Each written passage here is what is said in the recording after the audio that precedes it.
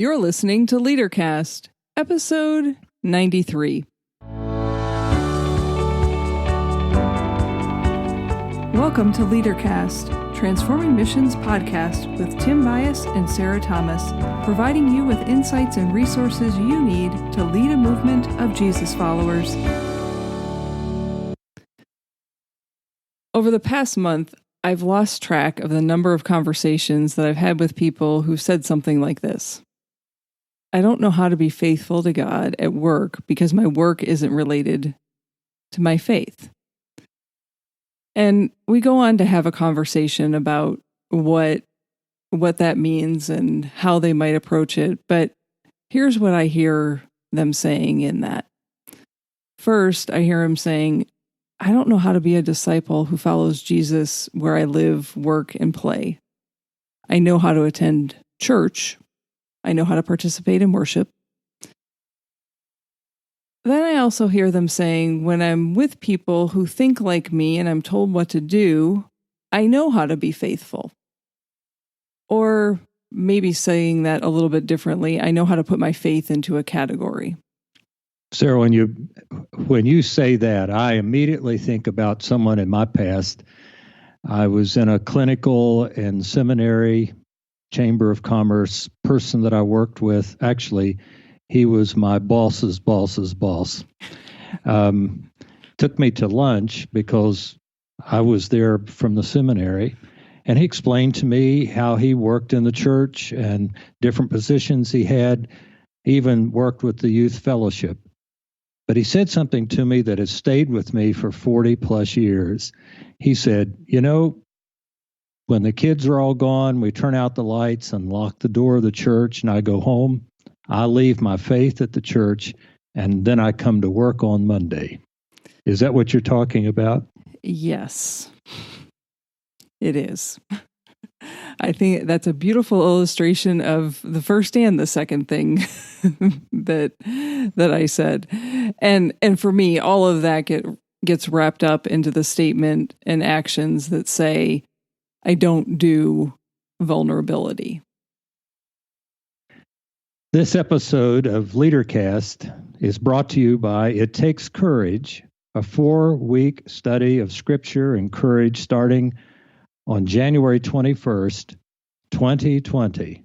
Just remember, it's in January now, January 21st. It's one way Transforming Mission helps Jesus followers become courageous leaders. You can find resources for this episode, including a transformation guide at transformingmission.org/093. Now, did you know that when you become a LeaderCast Insider, you're the first to know when a new episode's available and that you automatically receive a transformation guide? Become a LeaderCast Insider today at transformingmission.org/093. And then every Tuesday morning, you'll receive an email with a link to the new episode and the transformation guide. So, Sarah, people say they don't do vulnerability, but in the very next breath, they want to follow Jesus in the workplace. So let's talk about what we might need to learn to be able to be courageous Jesus followers. Oh, that statement that you made. So I don't do vulnerability, but I want to follow Jesus in the workplace. I want to be faithful in the workplace. So here's where I want to start. I want to remind you of the 4 skills that courageous leaders need. And these skills can be learned, they can be measured, and they can be observed. The first one is rumbling with vulnerability. The second one is living our values. The third one is braving trust. And the fourth one is learning to rise. So if you're not going to learn how to rumble with vulnerability, or if you say, I don't do vulnerability, you see how you're going to have a hard time being courageous? That's the foundational skill of courage. And if you're not courageous, you're going to have a hard time following Jesus. So we'll come back to this, but I would say to you, you need to decide what you want and what's most important.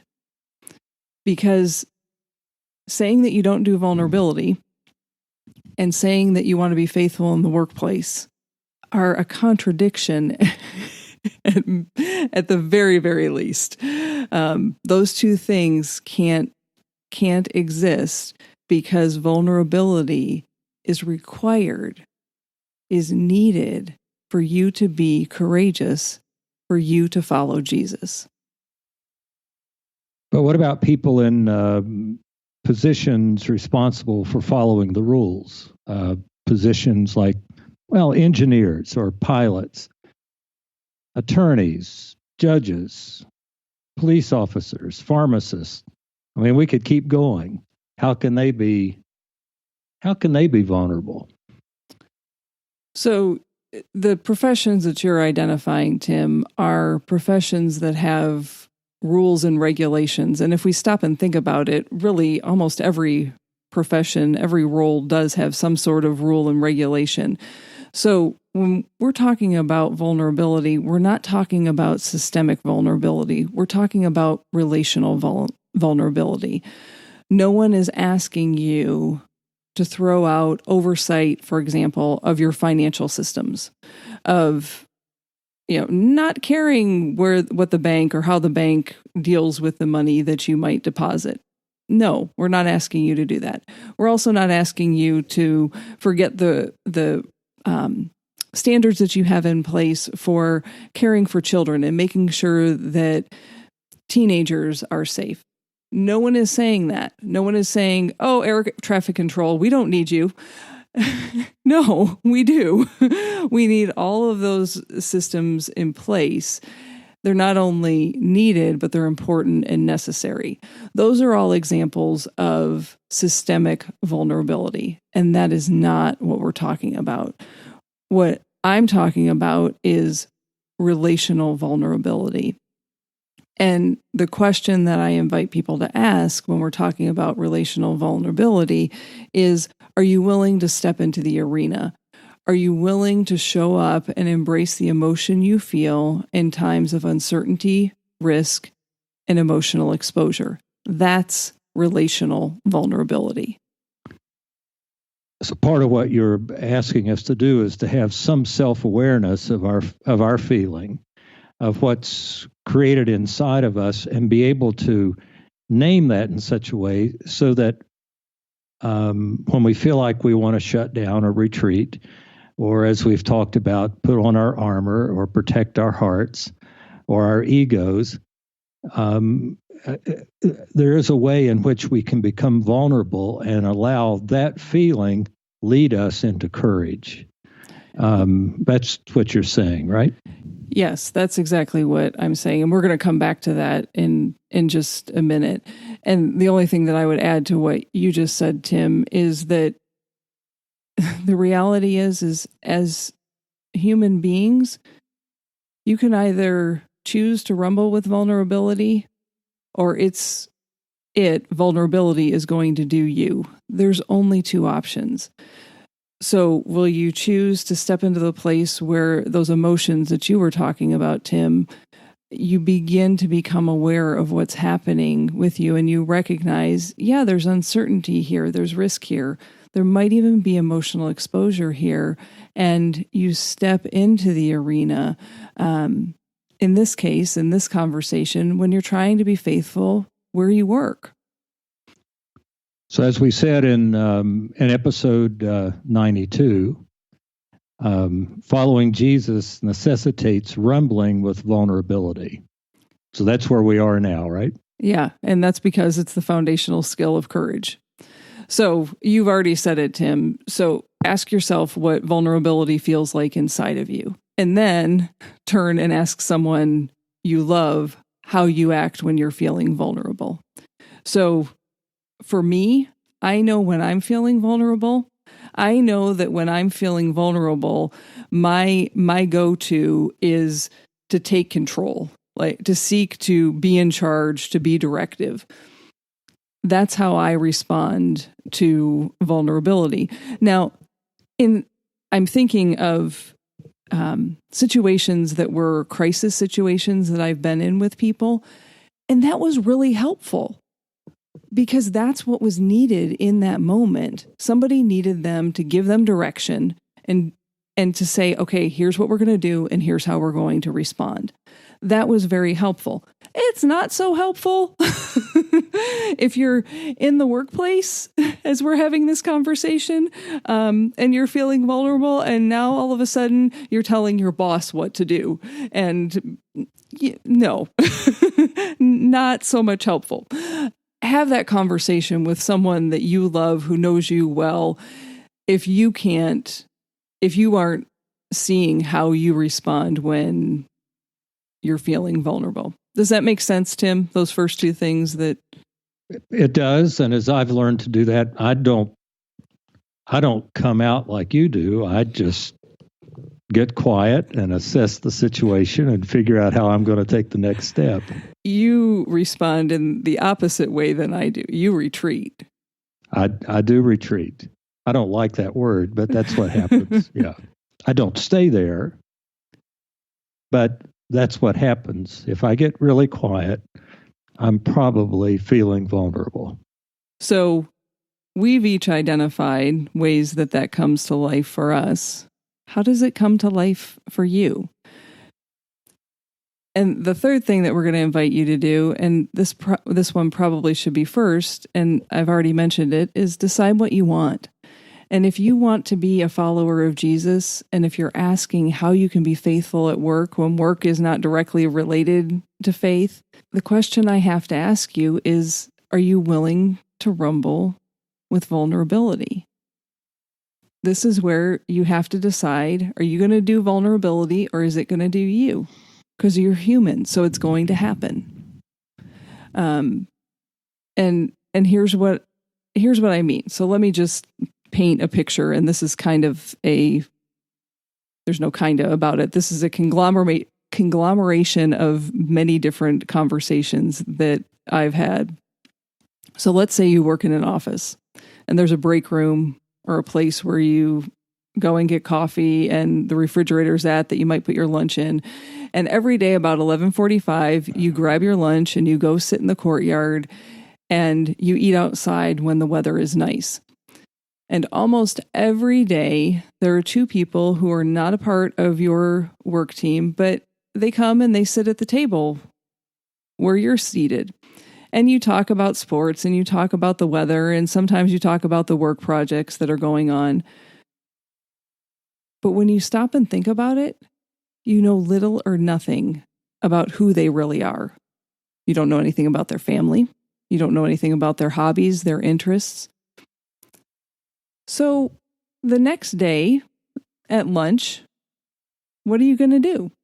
Before we go any farther with this, part of what I want to say, and it might not need to be said, but I feel like it does because the question's being asked. Following Jesus or being faithful at work is not about, if I can say it in a bit of a crass way, it's not about shoving religion down anyone's throat. It's not about pushing a Bible in somebody's face. You wouldn't want that.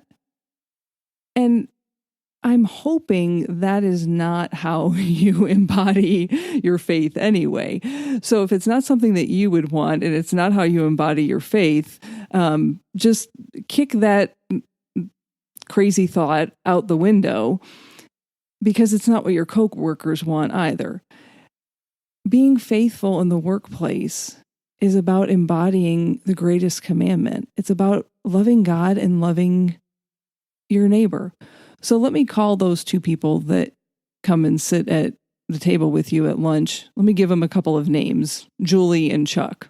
Tim, as you think about scenarios like what I just described, what are some things that come to mind that we might help the people that are listening to this episode think about when they find themselves in that situation that might help them step into rumbling with vulnerability and building a relationship in a different way?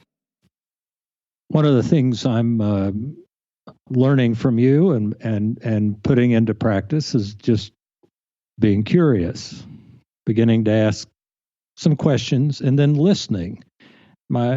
Just being able to learn who people are and how they respond to things, and just continue to listen so I can find places for relationship.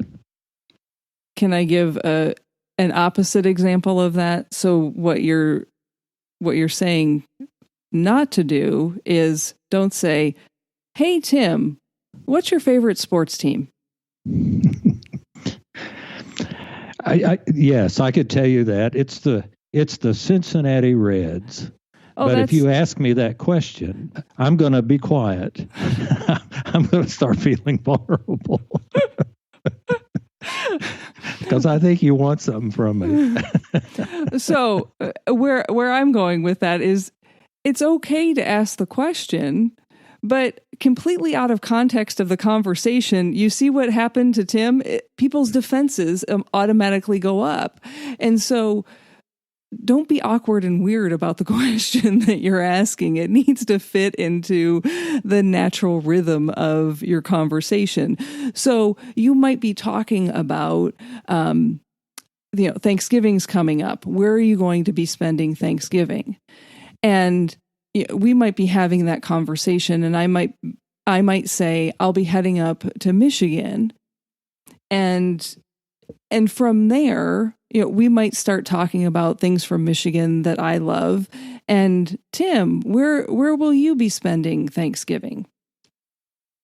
I'll be in Nashville or West Virginia, or I'll be with my family somewhere. Wherever your family is. Wherever Kim is where I'll be. So you have family in lots of different places. How, and we might start talking about, how did your family get to those different places? And that might lead to a place that, Tim starts talking about growing up in West Virginia, and it's not the season for it, so this probably wouldn't happen. But in the summertime, that might lead to a conversation about baseball because it was something that you did in the summertime. So some of this, folks, is about just having conversation with people. And as you said it, Tim, just being curious, genuinely curious. And if you're genuinely curious and listening, there's going to be a conversation that unfolds. And there is a filter that goes with this, though, and that is, if you're a Jesus follower, as you ask questions and as you listen, there is a relational piece about it. So it's not just an exercise. Right. You're developing a relationship. Right. And that, I guess that's what I meant when I said be genuinely curious. Sure. If you really don't want to develop a relationship with people, don't even go there, because people's crap detector is pretty fine-tuned, and they're going to feel manipulated. And again, nobody wants to feel manipulated. The other thing that I would say is, while we all have our opinions, staying curious is not about judging other people. So let's go back to the conversation, and let's say the conversation naturally led there, and we were talking about sports teams. And Tim, you started talking about the Cincinnati Reds. If I responded to that with something like, "Why do you pay attention to the National League? The American League is the better league." Okay, that might be a fun, friendly conversation depending on where the relationship's at. But if it's not developed at all, it can come across as feeling pretty like you're judging me about my baseball team. Like, really, who cares? It's a baseball team. And it's not likely that you're creating a space for people to feel safe. And so maybe that's another thing, is that part of what we need to do is create that space that people do feel safe, that to have that conversation. And for me, in the natural rhythm and flow of being with people, that comes from the curiosity and the natural flow of conversation. That's how you create a safe space. If you're going down a list of questions that you heard Sarah and Tim talk about on a podcast and it's really artificial, there's not going to be anything that's safe about that. Do we need to say anything more about that? Probably not, but I'll talk about my vulnerability. And I'm saying this as a bit of humor, although it comes sometimes with a little edge to it. And that is, we've already said I might be in West Virginia. Well, I live in Ohio. And so West Virginians aren't always looked at as so highly from people who are in Ohio. So if we start talking about West Virginia, I will beat you to the punch about all the West Virginia jokes, so I don't have to be vulnerable. And that's another way that people put on their armor, right? Is using humor. So if we understand that, then we can help be sensitive in the midst of the conversations that we have, right? Because sometimes, I do this, I jump in on the humor, but it's really a way to protect myself, right?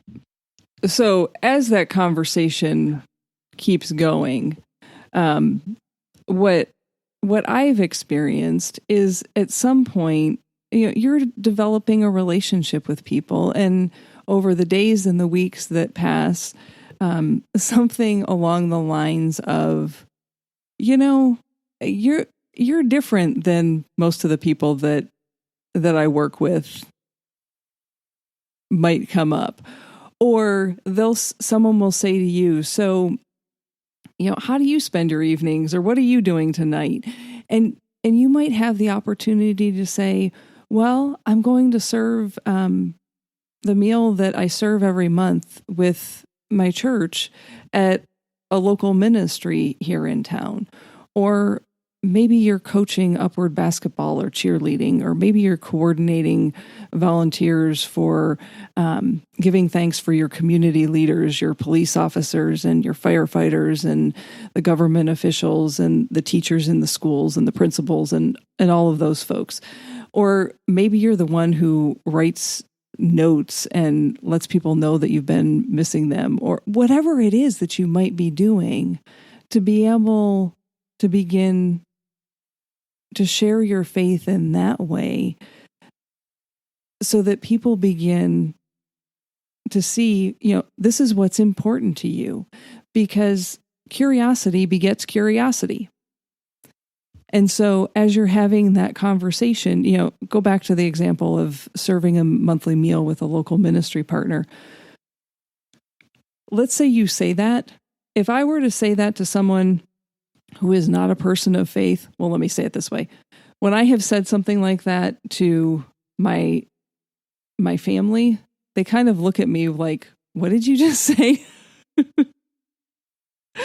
Because those are churchy words. And so if that happens, you might have to say, so here's what I'm doing. My church partners with an organization in our community because there are people who are hungry in our community. And so every month, my small group prepares a meal, and we go to this location and we sit at tables and we enjoy one another's company and we eat together with people who are hungry. That's what I'm doing tonight. That makes a whole lot more sense than saying I serve a monthly meal with a ministry partner. What you're really saying is we don't want to make being faithful harder than it is. Exactly. Because if it becomes a task, then it begins to be an activity that's among other activities. If it's who we are, then it permeates everything that we do. So, one of the things that you can do is just pray and ask God to show you how you can be curious and how you can be, and that God would remind you every time you have the opportunity for the conversation, just to love people the way God through Jesus has loved you. So it's like love God and love your coworkers. Yeah. Who are your neighbors at work? It's your coworkers. So what you're doing is actually being a Jesus follower because that's who you are. It's not something you do, it's who you are. And so then people begin to experience the love of God through you in ways that they don't experience love through others. Can you say that again? Being a Jesus follower is who you are, not you just said it. What you do. Being a Jesus follower is who you are, and it's not what you do. So that might be something else that you need to hit the pause button and stop and think about. Because if faith is about what you do and it isn't your identity,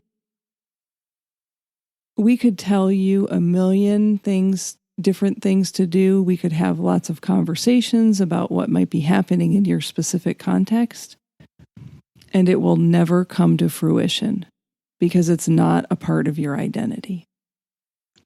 So, Sarah, if the people who are listening to us aren't sure what loving God and loving neighbor looks like, let's go through some things that might be helpful just to free us up a little bit to be vulnerable. What would it look like? I think we've already named one of them in the scenario that I presented. It might be sitting with people at lunch and having conversations about things that matter. And if you're curious, you take the risk to push past the small talk to get to know people, who they really are, and develop that relationship. Yeah, it might look like if you don't see your coworkers for a couple of days, you might check in on them, and maybe they've been sick, and so you're asking how they're doing and where they've been. Or if you know that there's something going on in their lives that maybe they've just said it in passing, but yet you can offer some care and support and just asking, how are things going? But that's just a simple way. Yeah, and none of these things that we're talking about have to be a big deal. Sometimes simply noticing and asking the question is all that it takes. So I guess I say that, and how I would summarize that is sometimes it's just about having empathy, of connecting with people at that emotional level, instead of, again, the task-oriented nature of what we tend to do at work. And as soon as I say that, I know that there are places that some folks work that it is not safe to do that. And so that's where you need to use your own judgment. So we're not saying, again, I'll just say it this way so you'll get the point. Don't be stupid. If you already know it's not safe, then you're not going to be able to do this with certain people. But don't let that be an excuse for not doing it with anyone. Because just because one person is not safe, that does not mean that everyone around you isn't safe. There are other people that God, I believe that God is bringing into your path that you can have the types of conversations and be faithful in the midst of work. Just because there's one bad seed in doesn't mean that everybody is. Sarah, I'm thinking now that one of the things that I've always kept in my mind and in my heart, I don't ever say it very often because it does make me vulnerable, and that is, if people begin to really perceive that you care and that you're genuinely curious, they'll begin to invite you into their lives in other ways. I mean, they'll say things like, there's something different about you. Right. And that's really an invitation to be able to say, talk about the deepest and greatest relationship you have in your life. Yeah. And this is where I've tended to make a joke. Someone says something like that, and I'll say something like, well, it's about time you noticed. and then go on to say, thank you. I'm glad that you have noticed, because you just recognized something that's important to me. And I do hope that I am different than what you might encounter in other places. And here's why. It's because I'm a follower of Jesus. And so I'm trying to love God and love the people around me. And I think that does look a little bit different, especially when we're talking about the workplace. I take that as a compliment. And I take that as someone as seeing me and being able to see me for who I am and for what is important to me. And if you really want to depress me, it really makes my heart sing, because it means that I'm living into my values, because integrity is one of my values. And so it's not that you're seeing different people in one place and in another, that you're seeing me for who I am. And so when that invitation comes, how are you going to respond? With grace, with care, with love? Over our time, as we've prepared these podcasts and we've talked about vulnerability, I've been thinking about some places that help me in terms of my own study and images. And one of those comes from Philippians, the second chapter. Since I am a preacher, I do think of Scripture sometimes. So it comes to where Jesus did not count equality with God something to be grasped, but emptied himself. That would be a definition of vulnerability. And he came to be in a way that we could understand. And so vulnerability lots of times means that we may step away from all that we want to hang on to, not to give it up, but to step away from it so we can be in relationship with somebody else. And I can't think of anything any more vulnerable than Jesus making himself available to us, even on a cross. Right.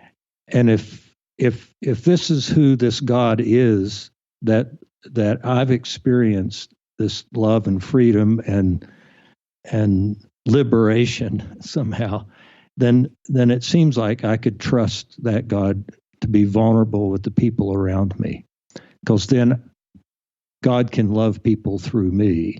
Right. And that's what I keep working on. One day I'll get it right, but That's what I keep working on. Well, and it's why you've heard me say over and over again when we've met with folks, I challenge you to find an example in Scripture that Jesus doesn't embody courage. It's who he is. Okay, you are enfleshed in the form so that we can come to know who you are, and you walk this earth, and then you die on a cross. Okay, I just did the whole gospel in 2 sentences. But there's still part there. The next part is well, the resurrection. I mean, right.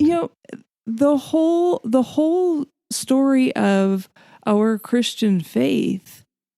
When I said to you, here are the 4 skills of being courageous: rumbling with vulnerability, living your values, braving trust, learning to rise. From beginning to end, I see the story of our faith unfolding in who Jesus is and who he is inviting us to be. So before I begin to preach, I'll just ask you, Tim, do you have any final thoughts? Well, Sarah, as in every episode, I think I just gave them to you. Okay. Why don't you invite people to the Transformation Guide again? Well, let me remind you that you can find show notes for this episode, and you can download the Transformation Guide for episode 93 at transformingmission.org/093. Now go lead a movement of Jesus followers. Bye for now.